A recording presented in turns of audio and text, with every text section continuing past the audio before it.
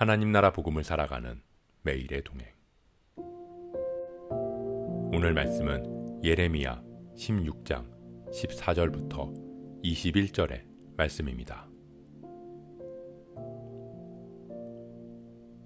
여호와의 말씀이니라. 그러나 보라, 날이 이르리니 다시는 이스라엘 자손을 애굽 땅에서 인도하여 내신 여호와께서 살아계심을 두고 맹세하지 아니하고 이스라엘 자손을 북방 땅과 그 쫓겨났던 모든 나라에서 인도하여 내신 여호와께서 살아계심을 두고 맹세하리라. 내가 그들을 그들의 조상에게 준 그들의 땅으로 인도하여 드리리라. 여호와의 말씀이니라. 보라, 내가 많은 어부를 불러다가 그들을 낫게 하며 그 후에 많은 포수를 불러다가 그들을 모든 산과 모든 언덕과 바위 틈에서 사냥하게 하리니 이는 내 눈이 그들의 행위를 살펴보므로 그들이 내 얼굴 앞에서 숨기지 못하며 그들의 죄악이 내 목전에서 숨겨지지 못함이라. 내가 우선 그들의 악과 죄를 배나 갚을 것은 그들이 그 미운 물건의 시체로 내 땅을 더럽히며 그들의 가증한 것으로 내 기업에 가득하게 하였음이라. 여호와, 나의 힘, 나의 요새, 환난 날의 피난처시여, 민족들이 땅끝에서 주께 이르러 말하기를 우리 조상들의 계승한 바는 허망하고 거짓되고 무익한 것뿐이라. 사람이 어찌 신 아닌 것을 자기의 신으로 삼겠나이까 하리이다. 여호와께서 이르시되 보라, 이번에 그들에게 내 손과 내 능력을 알려서 그들로 내 이름이 여호와인 줄 알게 하리라.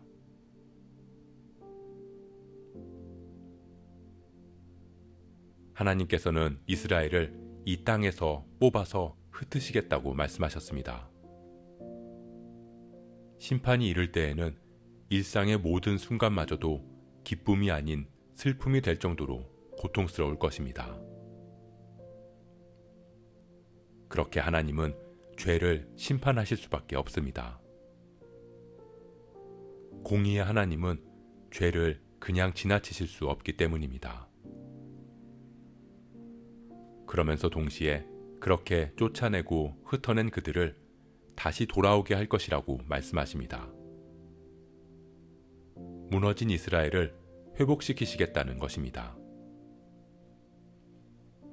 하나님은 죄를 심판하실 수밖에 없는 공의의 하나님이신 동시에 회복시키시고 치유하시는 사랑의 하나님이시기 때문입니다.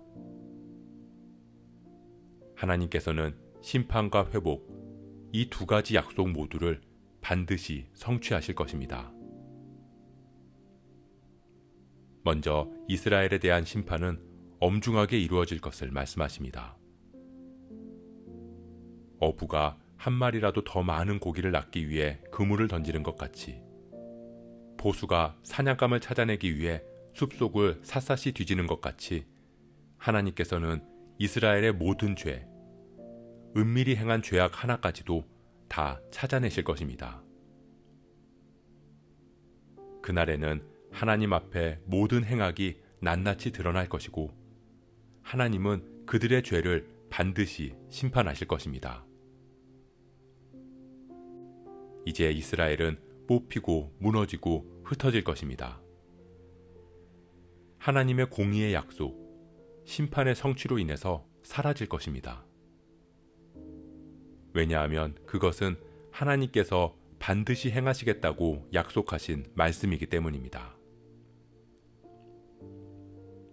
그로 인해 사람들은 이제 더 이상 하나님은 영광 받으실 수 없다고 생각할 것이고 이스라엘이 사라졌으니 하나님의 이름을 높일 백성은 더 이상 없을 것이라고 여길지 모릅니다. 하지만 그렇게 모든 것이 다 무너지고 흩어진 상황 속에서 오히려 하나님을 모르던 민족들은 입술을 열어 하나님을 고백합니다. 민족들이 땅끝에서 주께 이르러 말하기를 우리 조상들의 계승한 바는 허망하고 거짓되고 무익한 것뿐이라. 사람이 어찌 신이 아닌 것을 자기의 신으로 삼겠나이까. 자신들이 지금껏 섬겨왔던 것은 신이 아니라는 것입니다. 다시 말하면 신은 오직 여호와 하나님 한 분뿐이라는 고백을 하는 것입니다. 하나님께서는 이방인들에게 내 손과 능력을 알려서 여호와의 이름을 알게 할 것이라고 말씀하십니다. 즉, 행하시겠다고 하신 말씀이 이루어지는 것을 보면서 이방 모든 민족들이 하나님을 진짜 하나님으로 고백하게 된다는 것입니다. 사랑하는 성도 여러분, 우리는 공의의 하나님, 죄에 대해 벌과 심판을 내리시는 하나님을 볼 때 세상이 하나님을 인정하지 않을 것이라고 생각할 때가 있습니다. 사랑과 회복과 은혜와 축복의 하나님의 모습을 볼 때 사람들이 하나님께로 올 것이라고 여깁니다. 그래서 그리스도인의 삶에서 고통과 고난, 아픔과 슬픔이 있을 때 하나님을 믿는데 왜 힘들고 아픈 것이냐고 묻습니다. 하나님을 믿으면 건강하고 물질과 자녀의 축복이 넘쳐야 하는 것 아니냐고 말입니다. 복 주시는 하나님만을 바라볼 때 우리는 우리 삶에 다가오는 수많은 아픔과 실패를 이해할 수 없게 됩니다. 하나님이 나를 떠나셨다거나 내 믿음이 부족했다거나 둘 중에 하나로 결론을 내버릴 것입니다. 하지만 모든 민족이 하나님의 이름을 알고 하나님을 고백하게 되는 때는 하나님께서 말씀하신 심판과 회복, 그 눈앞의 상황 때문이 아니라 심판을 말씀하시고 회복을 말씀하신 그 말씀을 반드시 이루시는 하나님의 신실하심과 성실하심을 보기 때문입니다. 약속을 반드시 지키시는 하나님을 깨닫게 될 때입니다. 그렇기에 우리는 지금 당장 우리 앞에 고통이 있다고, 때로는 지금 당장 우리 앞에 행복이 있다고 그 상황으로 하나님의 하나님 되심을 인정하는 것이 아니라 우리를 향한 약속을 반드시 이루시는 하나님의 신실하심을 붙잡아야 합니다. 하나님은 이스라엘을 다시 돌아오게 하실 것이라고, 다시 회복시키실 것이라고 약속하셨습니다. 그렇기에 그 약속은 심판의 약속과 동일하게 반드시 이루어질 것입니다. 우리의 삶에 고난이 찾아올 때가 있습니다. 그것이 때로는 죄에 대한 심판으로, 때로는 나의 욕심이나 잘못된 판단으로든 말입니다. 하지만 우리가 하나님의 약속, 나를 사랑하시고 나와 동행하신다는 그 약속을 붙들고 있다면 어떠한 상황 가운데에서도 우리는 하나님의 하나님 되심을 고백하고 찬양할 수 있을 것입니다. 힘들고 아플 때에도, 기쁘고 즐거울 때에도 하나님의 신실하심을 의지할 수 있습니다. 여호와여, 내가 알거니와 주의 심판은 의로우시고 주께서 나를 괴롭게 하심은 성실하심 때문이니이다. 우리가 주님의 약속을 붙들기를 소원합니다.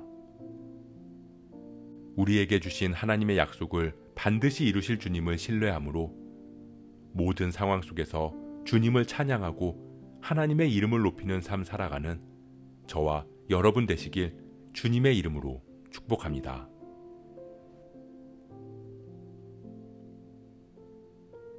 오늘 말씀 묵상하면서 기도함으로 마음에 새기겠습니다. 공의의 하나님은 이스라엘의 죄를 반드시 심판하실 것을 약속하셨습니다. 그리고 사랑의 하나님은 다시 회복시키실 것도 약속하셨습니다. 사람은 약속을 지키지도 못하고 잊기도 하지만 하나님은 신실하시기에 말씀을 반드시 이루고 성취하심을 믿습니다. 우리가 하나님을 믿는 것은 당장 우리 눈앞에 기쁨과 행복과 축복을 주셨기 때문이 아니라 우리에게 영원한 생명을 약속하셨고 이 땅에서 하나님 나라를 살아갈 때 늘 동행하실 것을 약속하셨기 때문입니다. 그 약속을 굳게 붙들기에 우리는 신실하신 하나님을 믿습니다. 우리가 심판의 때든지 회복의 때든지 괴로울 때든지 기쁠 때든지 하나님의 약속을 놓지 않고 살아가게 하옵소서. 우리의 삶 속에 신실한 하나님을 통해 세상이 하나님을 알아가고 하나님의 이름을 찬양하게 하옵소서. 이 모든 말씀 신실하신 주님 예수 그리스도의 이름으로 기도합니다.